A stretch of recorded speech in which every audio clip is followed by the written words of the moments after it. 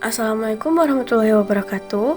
Hai teman-teman semua, perkenalkan nama aku Zahratul Ahya dengan NIM 227125221 dari Teknik Lingkungan Kelas B Universitas Riau.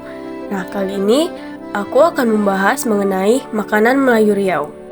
Makanan merupakan keperluan dasar manusia dalam menjalankan metabolisme tubuh. Makanan yang sehat akan berpengaruh pada kesehatan jiwa dan raga manusia.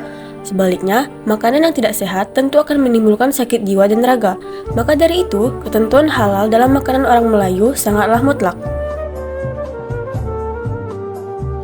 Bicara tentang budaya, orang Melayu mengatur segala aspek kehidupan dengan budaya, termasuk makanan.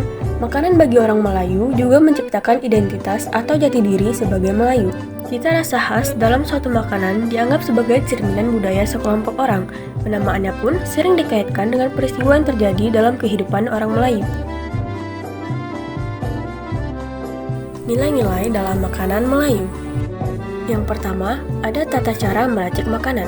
Dalam adat dan adab orang Melayu, nilai-nilai dalam makanan diatur dari tata cara meracik makanan tersebut. Tata cara meracik makanan tersebut akan menggambarkan adat dan adab orang yang memasak dari makanan itu. Yang kedua, ada penghargaan pada makanan. Ketika tuan rumah menyajikan makanan dan minuman bagi tamunya, mestilah penyajian itu ikhlas dan tulus. Maka, penghargaan tamu terhadap makanan dan minuman adalah dengan segera memakannya. Yang ketiga, ada pengolahan makanan. Dalam pengolahan makanan, seseorang perempuan dilihat telah mampu menjadi seorang istri ketika cara menyiram ikan sesuai dengan aturannya. Orang Melayu memotong ikan dengan cara dimiringkan atau bukan lurus seperti memotong kayu, sebab ikan yang dipotong lurus itu diperuntukkan untuk binatang, bukan untuk manusia. Yang keempat, ada menghadap makanan. Menghadap makanan atau saat makan juga diatur dalam adat dan adab orang Melayu. Dalam ungkapan Melayu, Tenas Effendi dalam bukunya menyebutkan bahwa makan jangan menghabiskan, minum jangan mengeringkan. Dimaksudkan sebagai nilai mendapat sama berlaba dan hilang sama merugi.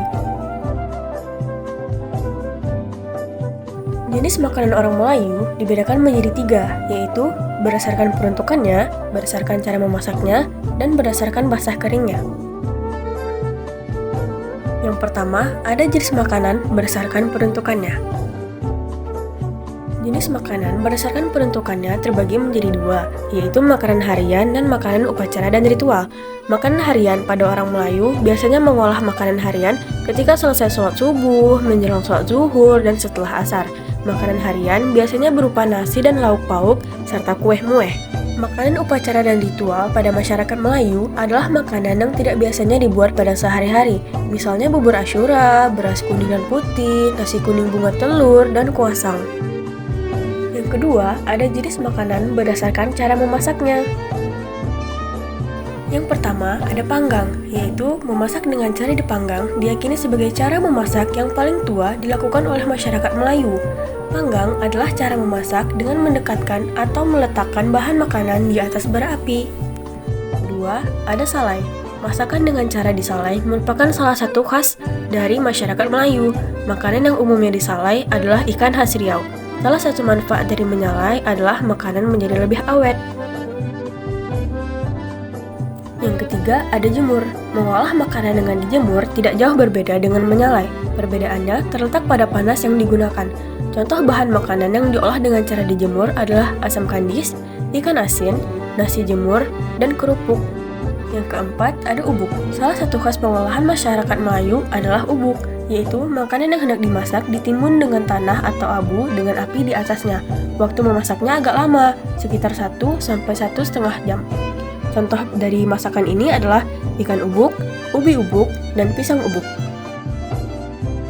Yang kelima, ada rebus. Cara merebus banyak digunakan oleh masyarakat Melayu karena mudah dan praktis. Cara memasak dengan rebus ini adalah dengan memasak di dalam air yang mendidih.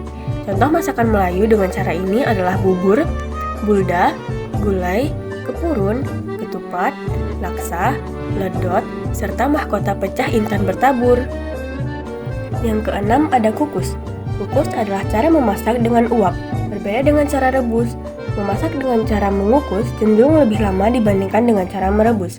Contoh masakannya adalah lepat, pais, gabal udang, pulut, dan kue apam.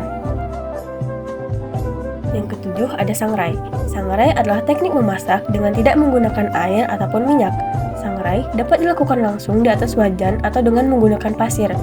Memasak dengan cara sangrai biasanya dilakukan pada bahan makanan berupa biji-bijian, seperti kacang, kopi, rempah, dan lain sebagainya. Yang kedelapan ada peram. Peram merupakan fermentasi yang sangat umum di kalangan masyarakat Melayu. Ada yang dibuat dari ikan, buah-buahan, dan susu.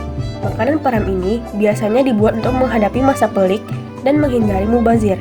Contoh olahan peram ini adalah tapai, asam durian, dadih, dan pekasam.